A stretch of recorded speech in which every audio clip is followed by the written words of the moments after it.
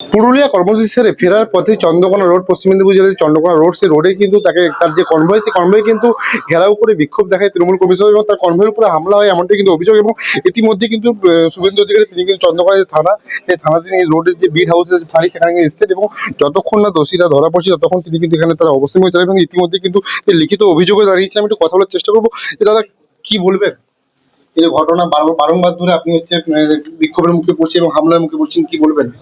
বিজেপিকে টার্গেট করেছে, শুধু আমি নাকি 300 বিজেপি কর্মী খুন হয়েছে বাংলায়।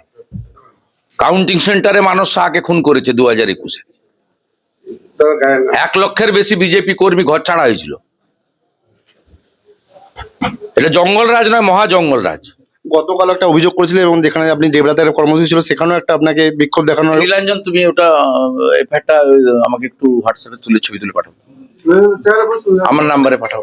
এইটা গতকাল একটা অভিযোগ তুলেছিলেন যে আপনার দেবরাতের কর্মসূচি ছিল, সেখানেও তৃণমূল প্রায় 3 জায়গায়, খড়গপুরে 7 জায়গায় অর্গানাইজ করেছিল কালকে গন্ডগোল করবে, করতে পারেনি বা করেনি। আজকে ভেবেছিল যে কেউ জানতে পারবে না, হামলা করবে, গাড়িটা পুড়িয়ে দিবে। পেট্রোল এবং কেরোসিন সাফিসিয়েন্ট রেখেছিল। 8 জন পুলিশ ছিল, 10 জন তৃণমূলের লোক ছিল। আমি 9 জনের নামে এফআইআর করেছি, সব ভিডিওতে প্রকাশ্যে। এখান থেকে আমার মিটিং ছিল 165 কিলোমিটার দূরে, পুরুলিয়া জেলার পাড়াতে, রাত্রে 8টা 20। এখানে এই মুহূর্তে তাপমাত্রা 10 ডিগ্রির কাছাকাছি। এই প্রবল শীতে এটা কারণটা কি? পুলিশের প্রশ্রয়। এবং আমি এপাশ দিয়ে কখন যাব, পুলিশ ইন্টিমেশন দিয়েছে। থানার থেকে মাত্র কিছুটা দূরেই একদমই আরে in presence of all police, তারা জড়িয়ে ধরছে, চুমু খাচ্ছে, আর তারা কাঠের বাটাম দিয়ে গাড়িগুলো ভাঙছে। আপনার অনেক কর্মীও তো আহত হয়েছে। ওই পুলিশ ঠেলাঠেলি করেছে। কর্মীদের তো আমি ডাকিনি, তারা হঠাৎ করে গৌতম কৌড়ির নেতৃত্বে ছুটে এসেছিল তাদের বিরোধী দলনেতাকে বাঁচানোর জন্য। ভিডিওতে প্রকাশে দেখা না থাকলে হয়তো পুড়িয়েই দিত গাড়িটা। পুলিশ আর গুন্ডা যদি একসঙ্গে হয়ে যায়, সেখানে তো বাঁচানোর কেউ থাকে না, রক্ষক যেখানে ভক্ষক হয়।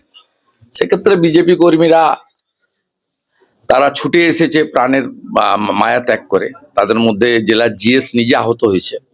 আপনি রাজ্যের বিরোধী দলনেতা, সেই জায়গায় আজকে নয় বারংবার ধরে আপনি কিন্তু হামলার মুখে পড়েছেন। বারংবার ধরে বিজেপি টার্গেট, বহু কর্মী আত্মত্যাগ করেছে, মারা গেছে, ঘর ছাড়া হয়েছে। আপনি এটা ব্যক্তিগতভাবে টার্গেট করবেন। আমিও তো মমতার চক্ষুশূল, কারণ মমতা ব্যানার্জি তো সিপিএম আর কংগ্রেসের বিরোধী দলনেতা দেখেছে, আর বিজেপির বিরোধী দলনেতা দেখলো 5 বছর। 220 জন নিয়ে তো সরকার চালাতে দিইনি আমরা, লেজে গোবরে অবস্থা করেছি। প্রায় 1 ঘন্টা সব চুরি দুর্নীতি সামনে এনেছি। একাধিক মন্ত্রী বিধায়ক জেলে গেছে। ঘন্টাখানেক কোনো রাত্রে মমতা ঘুমায় না শান্তিতে, এই মনে হয় ভোরবেলা কেউ ঢুকে পড়লো। ঘন্টাখানেক প্রায় সময় কেটে পুলিশ এখনো ঘন্টাখানিক না, 2 ঘন্টা আমি ধর্ণা দিচ্ছি। I started agitation peacefully at 8:30 PM, now 10:30. আমি আমার লফুল কাজ করেছি, কারণ পুলিশ আমার প্রোগ্রাম জানতো, সিস্টেমের মধ্যে পড়ে। আমি সমস্ত 24 ঘন্টা আগে কালকে জানিয়েছি, এরা দে নোজ এভরিথিং।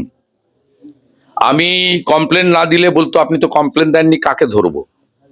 আমি ভিডিওতে যাদের দেখেছি তাদেরকেই কমপ্লেন করেছি। এদের মধ্যে তো 2-3 জনকে আমি চিনি, দেবকুমার দে, মণিকাঞ্চনকে আমি চিনি। এখন হালে অনেক নেতা হয়েছে, দেবাঞ্জন মন্ডল যুব মোর্চার সভাপতি, শাহরুখ খান জঙ্গি জেহাদি, ঠিকাদার বাণীব্রত চৌধুরী, 9 জনের নাম দিয়েছি, যা ছিল ভিডিও ফুটেজ আছে। কতক্ষণ পুলিশকে অ্যারেস্ট করতে হবে। অ্যারেস্ট না হবেন তো আপনি থাকবেন না, আমার ফার্স্ট কাজ তো করেছি, জিডি এফআইআর আমি করে দিচ্ছি। একদমই তিনি কিন্তু অভিযোগ জমা দিয়েছে এবং যতক্ষণ পর্যন্ত দোষীরা ধরা না পড়ছে তার যেটা দাবি, যারা এই ঘটনায় যুক্ত ছিল তৃণমূল নেতারা প্রকাশ্যে ভিডিওর মধ্যে তারা দেখা যাচ্ছে, সেই জায়গায় তাদেরকে কিন্তু গ্রেপ্তার করতে হবে, এমনটাকে তিনি দাবি জানাচ্ছেন। এবং ইতিমধ্যে কিন্তু এখনো পর্যন্ত তিনি চন্দ্রকোনা বিট হাউসের যে আইসি চেম্বার, সেখানে কিন্তু তিনি মাটিতে কিন্তু ধর্নায় বসে রয়েছেন এবং তিনি কিন্তু একটাই দাবি জানাচ্ছেন, যারা কিন্তু ছিল প্রত্যেককে কিন্তু গ্রেপ্তার করতে হবে। পশ্চিম মেদিনীপুরের ক্যামেরায় সায়নের সঙ্গে অভিষেক চক্রবর্তী, ক্যালকাটা নিউজ।